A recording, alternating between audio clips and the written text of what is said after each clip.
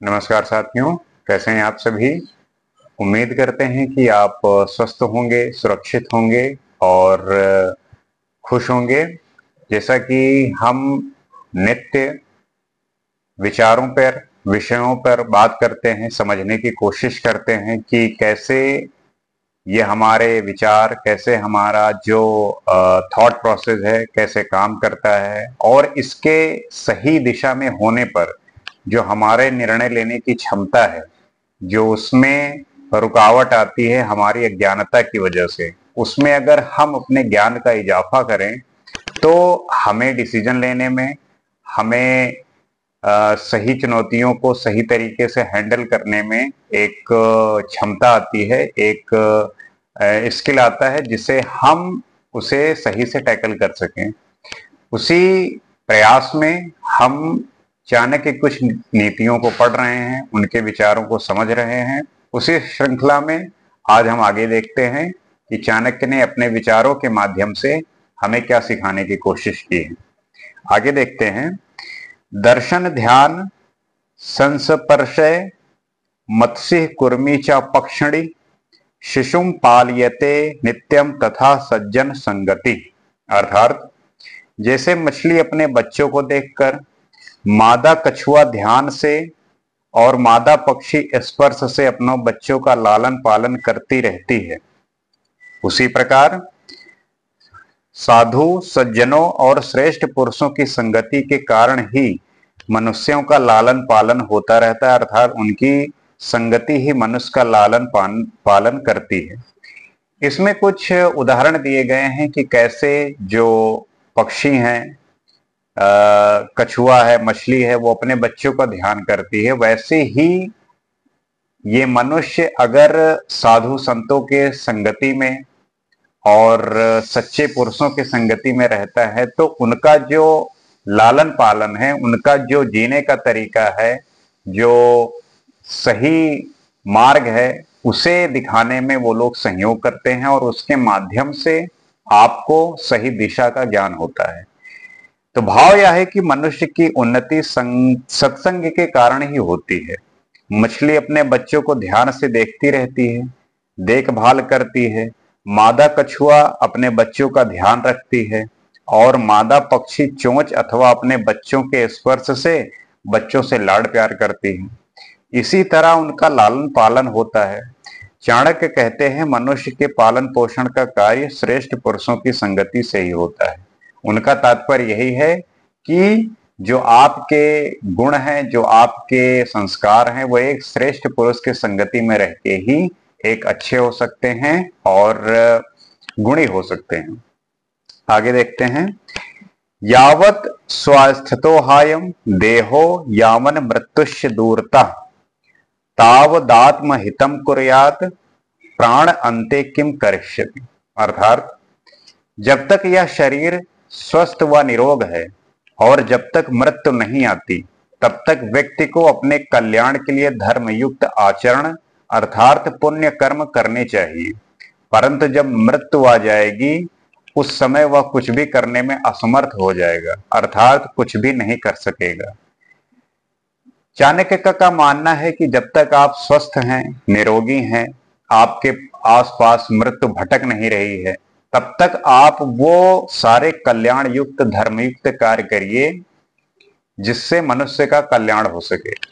क्योंकि मृत्यु के पास आने पर या जब आप बीमार होंगे, रोगी होंगे, आप जो अपने लिए नहीं कर पाएंगे तो फिर दूसरे के लिए क्या ही कर पाएंगे। तो इस स्थिति को समझते हुए, इस बात को जानते हुए आप अभी स्वस्थ हैं, निरोगी हैं, तो आपको इस बात पे ध्यान देना है कि आप जितना हो सके कल्याण का काम करें, दूसरों की मदद करने का प्रयास करें।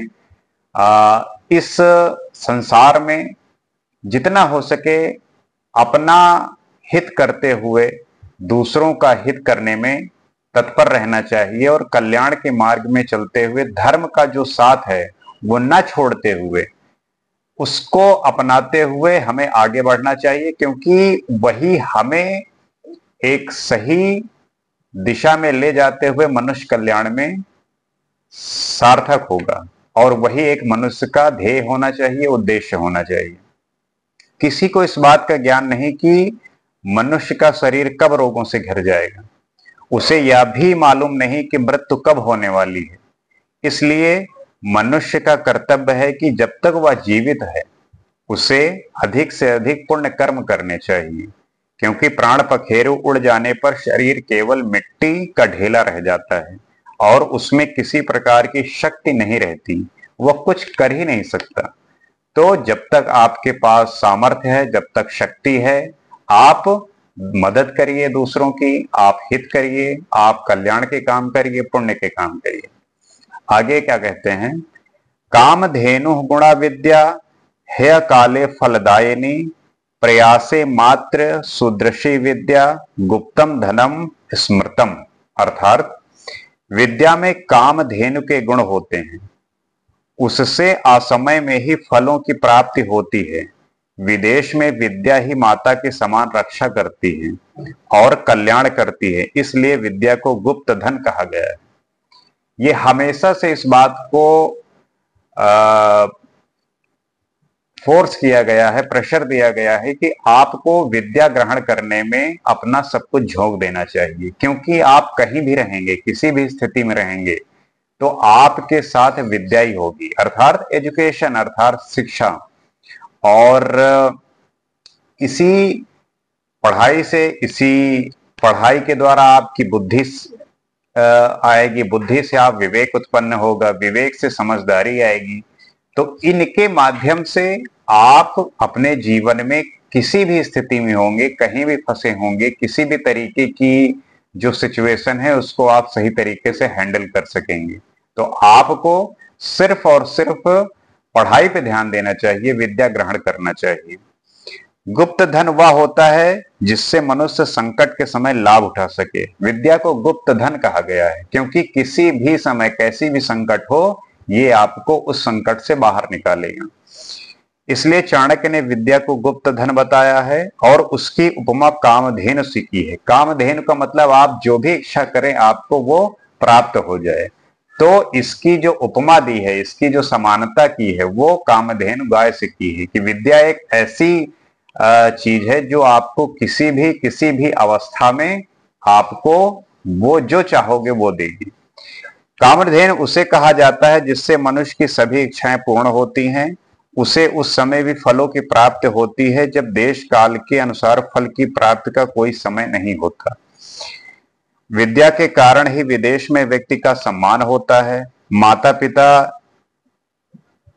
माता जिस प्रकार बच्चे की रक्षा करती, उसी प्रकार विदेश में विद्या से व्यक्ति की हर प्रकार से रक्षा होती है, सुख प्राप्त होते हैं। इसलिए हमारे प्राचीन शास्त्रों में कहा गया है कि विद्वान सर्वत्र पूज्यते।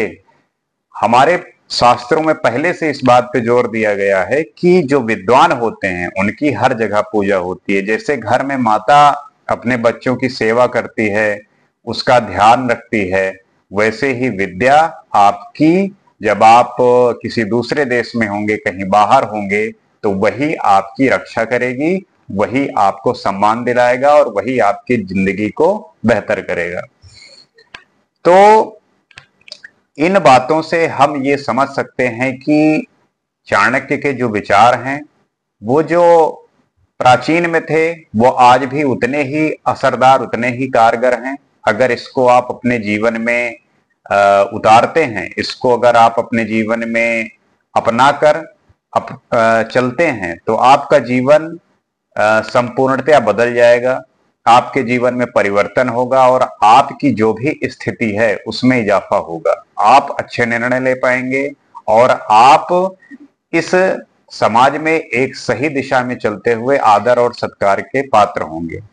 तो उम्मीद करते हैं कि इन विचारों से और इन नीतियों से आप सीखेंगे, इस पे मंथन करेंगे, विचार विमर्श करेंगे और जो भी इन बातों से वंचित है, जिनको इन बातों से परिचय नहीं है, उन्हें भी परिचित कराने का प्रयास करेंगे, क्योंकि हमारे और आपके प्रयास से ही इसमें इजाफा होगा, इसमें वृद्धि होगी। तो इसी तरीके से नए विचारों के साथ अगले एपिसोड में हम आपके साथ फिर हाजिर होंगे। आज के लिए इतना ही। नमस्कार।